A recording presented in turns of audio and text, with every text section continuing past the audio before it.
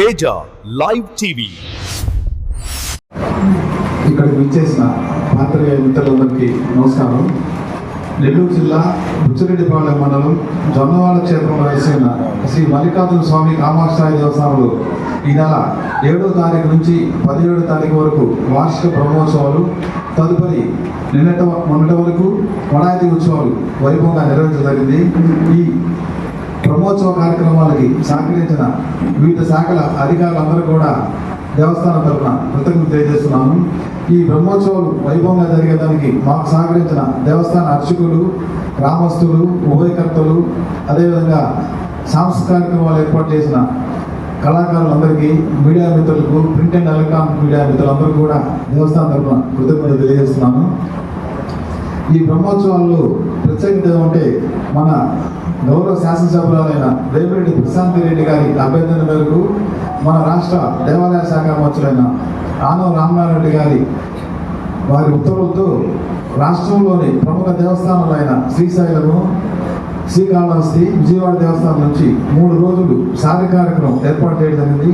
ఈ సారి కార్యక్రమంలో కూడా 3 రోజులు మన గౌరవ శాసనసభ్యులు పాల్గొనడం జరిగింది. ఈ కార్యక్రమం వైభవంగా జరిగింది. ఇది ప్రతి సంవత్సరం జరిగేలాగా మన రాష్ట్ర దేవాలయ శాఖ మంత్రులైన రామనారాయణ గారు ఆదేశాలు ఇస్తున్నారు. ఈ కార్యక్రమం ప్రతి సంవత్సరం బ్రహ్మోత్సవ కార్యక్రమంలో ఉంటుంది. ఇది ఈ దేవస్థానం ఈ సంవత్సరం బ్రహ్మోత్సవాల ప్రత్యేకత.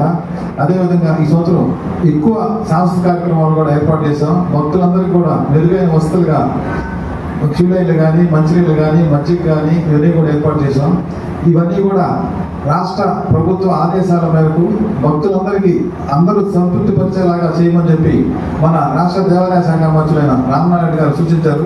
వారి సూచనల ప్రకారం దేవస్థానంలో భక్తులకి ఏ ఇబ్బందులు కలగకుండా చూసుకోవడం జరిగింది. ప్రతిరోజు కూడా ప్రసాదాలు కానీ, నిత్యాన్నదానం కానీ అన్ని కూడా జరిగాయి. ఈ కార్యక్రమానికి దాతలు కూడా ముందుకొచ్చి మాకు సహకరించారు. ప్రతి ఉత్సవం కూడా వైభవంగా చేసడానికి మేము ప్రయత్నం చేసి విజయవంతమైనాము. దీనికి సహకరించిన ఉభయకర్తలు కూడా మా ధన్యవాదాలు తెలియజేసుకుంటున్నాము. ఈ బ్రహ్మోత్సవాల్లో శానిటేషన్ ఏర్పాట్లు కానీ, తాగునీరు కానీ అందరికి కూడా ఏర్పాటు చేశాము.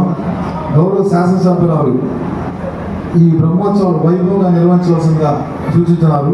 మొదటి రోజు ఈ దేవస్థానానికి ఇచ్చేసి అంకురార్పణ రోజు అమ్మవారికి పూజ చేసి ఆమె ప్రారంభించడం జరిగింది. అదేవిధంగా ఈ దేవస్థానంలో ఇక్కడ నేను కార్యనిర్వహణగా బాధ్యత తీసుకున్న రోజుకి ఆ రోజు నుంచి ఈ రోజు వరకు అమ్మవారి సేవలో ఉన్నాను. ఇది నా పూర్వజన సుకృతంగా భావిస్తున్నాను. ఇక్కడ సేవ చేసే భాగ్యం కల్పించిన మన గౌరవ శాసనసభ్యులైన వేమిరెడ్డి ప్రశాంత్ రెడ్డి గారికి, అదేవిధంగా రాష్ట్ర దేవాలయ శాఖ మంత్రులైన ఆనవ రామనారాయణ గారికి కృతజ్ఞతలు తెలియజేస్తున్నాను. ఈ దేవస్థానంలో నేను ఛార్జ్ తీసుకున్న తర్వాత 3,06,92,662 రూపాయలు ఫిక్స్డ్ డిపాజిట్ చేశాము. ఈ బ్రహ్మోత్సవాల తదుపరి 75 లక్షలు కూడా ఫిక్స్డ్ డిపాజిట్ చేసానికి 2-3 రోజులు ఫిక్స్డ్ డిపాజిట్ చేస్తాము. ఇంత మొత్తం చేసే అవకాశం నాకు ఇచ్చిన భక్తులకి, దాతలకు కూడా కృతజ్ఞతలు తెలియజేస్తున్నాను.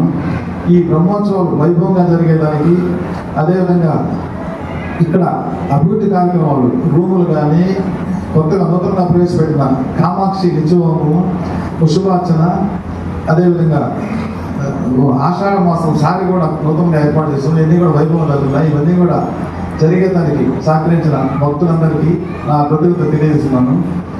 ఈ బ్రహ్మోత్సవాలు మాకు సహకరించిన మీడియా మిత్రులకి, ప్రింట్ అండ్ ఎలక్ట్రానిక్ మీడియా అందరికీ కూడా నా ధన్యవాదాలు, కృతజ్ఞతలు తెలియజేస్తున్నాను. ఇక్కడ సహకరించిన